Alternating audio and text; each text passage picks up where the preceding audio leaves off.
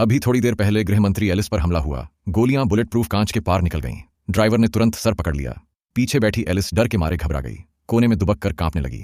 सांग ब्याओ को समझ आ गया कि गोलियां कांच को भेद सकती हैं, लेकिन गाड़ी के देशी बुलेट प्रूफ स्टील के दरवाजे को नहीं। उसे बात समझ आई तो तुरंत स्पेशल फोर्स को बुलाया। वह बोले 5 मिनट में पहुंच जाएंगे।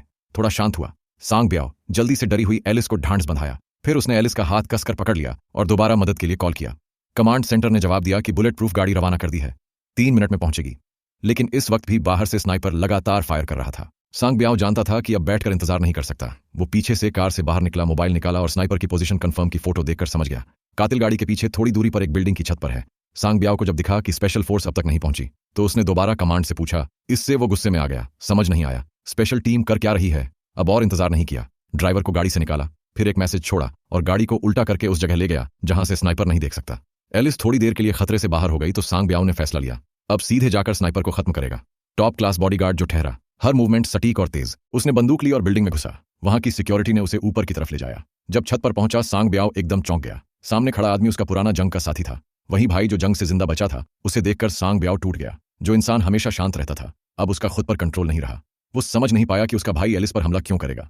खतरा खत्म होने के बाद एलिस को एक सेफ हाउस भेजा गया। रास्ते में सांग ब्याओ को उस भाई की बातें याद आईं। कुछ तो गड़बड़ लगी। उसे लगा ये सब इतना आसान नहीं है जब तक सच्चाई सामने नहीं आती। उसने उस भाई की बंदूक एक लकड़ी की दीवार के पीछे छिपा दी और गोंद से चिपका दी। तभी एलिस का फोन आया। जब वह दोबारा एलिस से मिलने गया तो देखा उसका पुराना रौब खत्म हो गया। बस एक टूटी हुई और डरी हुई औरत बची थी। एलिस भी हैरान थी। उसका पूरा शेड्यूल तो सीक्रेट था, फिर कातिल पहले से रास्ते में कैसे घात लगाकर बैठा था। और जब हमला हुआ तो स्पेशल फोर्स क्यों नहीं आई। कौन था जो ये सब रच रहा था, जो जानबूझकर उसे खतरे में डाल रहा था। अगर सांग ब्याओ सही वक्त पर ना होता तो वो शायद जिंदा ना बचती। उसे अब किसी पर भरोसा नहीं रहा। सिर्फ एक इंसान था जिस पर वो भरोसा कर सकती थी। वो था सांग ब्याओ जो हर पल उसके साथ था। उसी वक्त एलिस का दिल पिघलने लगा। उसने अपनी नरमी दिखानी शुरू की। अब वो बस एक कमजोर औरत थी। सांग ब्याओ ने उसे अपने सीने से लगा लिया। फिर कुछ समय बाद एलिस ने डर से थोड़ी राहत पाई और प्रेस कॉन्फ्रेंस बुलाई। उसने साफ कहा कि हमले की वजह जानना जरूरी है। शाम को सांग ब्याओ ने उसे होटल वापस छोड़ा और खुद पास वाले कमरे में गया। दोनों कमरे में रहकर भी एक दूसरे की आहट सुनते रहे। काफी सोचने के बाद एलिस ने कमरा खोल दिया। फिर जो हुआ वो ऐसे दिखाया गया। सुबह दोनों एकदम तरोताजा लगे। एलिस भी फिर से खुद जैसी लगने लगी। लिफ्ट में उतरते समय एलिस ने कहा कि उसे वॉशरूम जाना है क्योंकि कोई महिला बॉडीगार्ड नहीं थी। सांग ब्याओ खुद अंदर जाकर चेक करने लगा। जब उसे यकीन हो गया कि सब ठीक है तो एलिस खुलकर सामने आई और कहा कि अब वो खुद को थोड़ा ट्रीट करेगी। फिर दृश्य बदला। उधर स्पेशल फोर्स सांग ब्याओ के पास पहुंच गई। गृह मंत्री पर हमले की जांच करनी थी।